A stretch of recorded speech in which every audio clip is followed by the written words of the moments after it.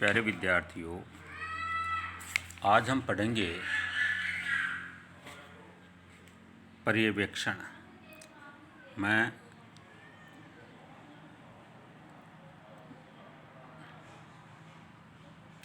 Doctor Bhagirath मल, विभागाध्यक्ष लोक प्रशासन विभाग,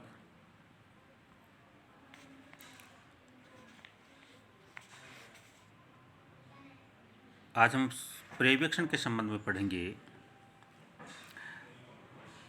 किसी भी संगठन में नीतियों, कानूनों तथा योजनाओं का निर्माण जितना महत्वपूर्ण कार्य है, उससे कहीं अधिक महत्वपूर्ण एवं जटिल कार्य उनका संचालन तथा नियंत्रण है। जैसे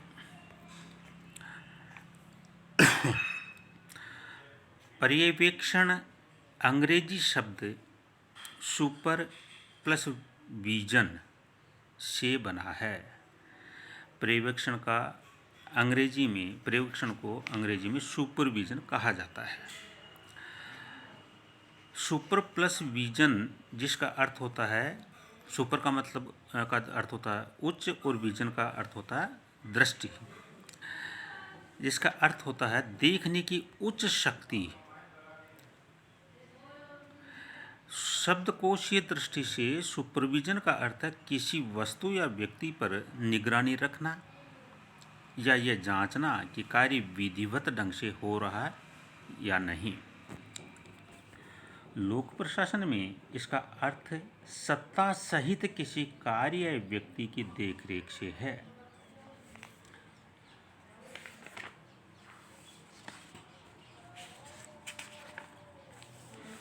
पर्यवेक्षण दो दृष्टिकोणों से देखा जा सकता है, नकारात्मक दृष्टिकोण और सकारात्मक दृष्टिकोण। नकारात्मक दृष्टिकोण में हम पाते हैं कि परंपरागत निरीक्षण का पर्याय है, जिसमें कार्मिकों को कमियों को ढूंढना तथा अधीनस्थों में भय का वातावरण बनाना सम्मिलित है। इस प्रकार ये पर्यवेक्षण में केवल सदस्यों की गतिविधियों का निर्देशन व जांच सम्मिलित है, जबकि सकारात्मक दृष्टिकोण में सदस्यों को कार्य की सर्वोत्तम दशाएं उपलब्ध कराना, सुविधाओं का ध्यान रखना तथा मार्गदर्शन और प्रोत्साहन प्रदान करना होता है। अब पर्यवेक्षण के बारे में अपन देखें, इसकी तकनीकी क्या है। सबसे पहले तो हम देखते हैं कि इसकी तकनीक में पूर्व स्वीकृति आवश्यक है। जिस प्रकार नियोजन समन्वय के लिए प्रथम तथा कारगर विधि है, उसी प्रकार पर्यवेक्षण के लिए भी योजनाओं एवं कार्यों का पूर्व अनुमोदन एक प्रभावी हथियार है। इस तकनीक में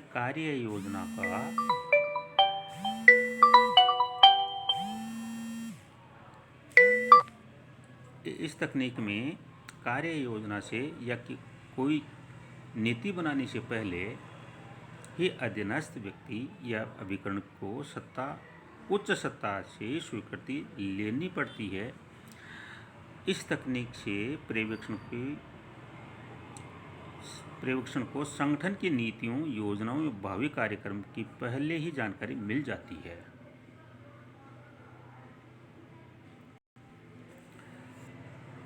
दूसरा है सेवा एवं कार्यों का मानकीकरण। पर्यवेक्षण की दूसरी तकनीक ये है कि शीर्ष प्रबंधन तथा द्वारा अभिकरण में संचालित होने वाली सेवाओं या कार्यों का लक्ष्य स्तर निर्धारित करना या मानकीकरण कर देना है। इसे यह जांचना आसान हो जाता है कि कोई कार्मिक या इकाई निर्धारित मानक के अनुसार कार्य कर रही है या नहीं। चूँकि पर्यवेक्षक के पास एक मापदंड होता है, अतः कार्य कुशलता तथा निष्पादन का सरलता से मूल्यांकन किया जा सकता है। उदाहरण के लिए किसी टाइपिस्ट के लिए प्रतिदिन पृष्ठों की संख्या निर्धारित करना, अध्यापक के कार्य के मापन हेतु छात्र प्रगति निश्चित करना इत्यादि सेवा या कार्य स्तर हैं जो पर्यवेक्षण में सहायता प्रदान करते हैं।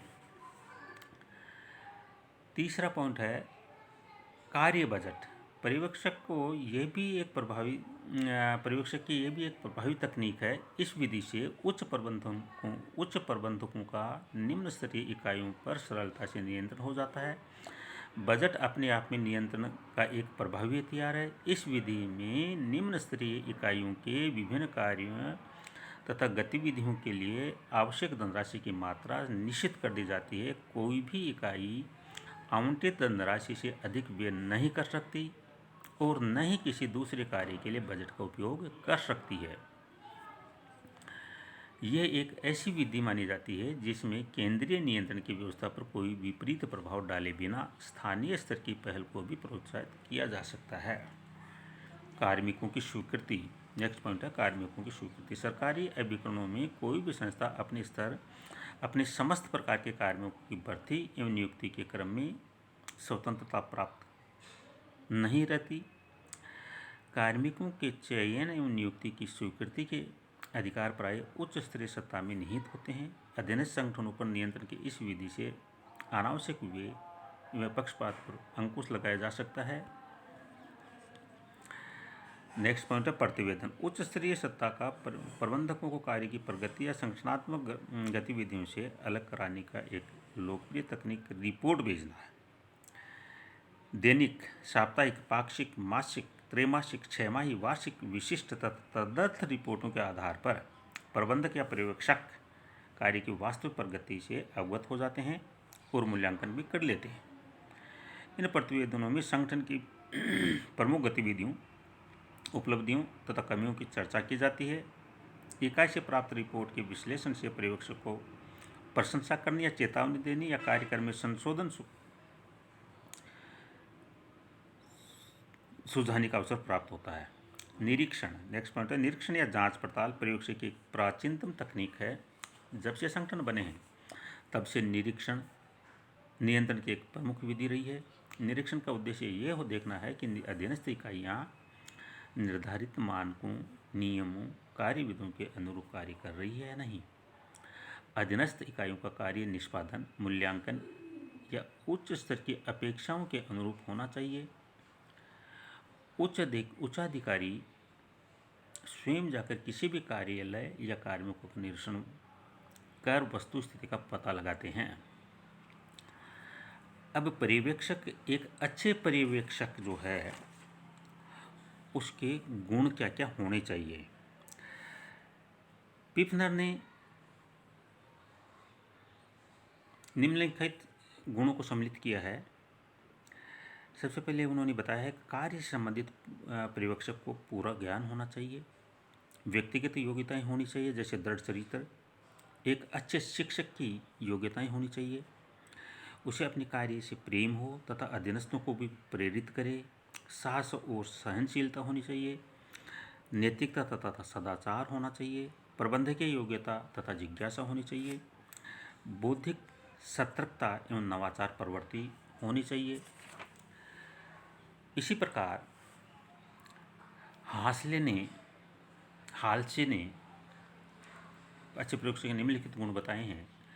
परिपूर्णता, कार्यों सभी मामलों की पूर्ण जानकारी होनी चाहिए। औचित्य, निष्पक्षता, न्यायप्रियता और सहानुभूति होनी चाहिए। पहल करने का साहस और आत्मविश्वास होना चाहिए। लोगों से कार्य करने की चतुराई होनी चाहिए, कला होनी चाहिए। कर्तव्य, आदर्शों, रुचियों से भरपूर होना चाहिए। भावनात्मक नियंत्रण होना चाहिए। इस प्रकार एक अच्छे पर्यवेक्षक के गुण होते हैं। धन्यवाद।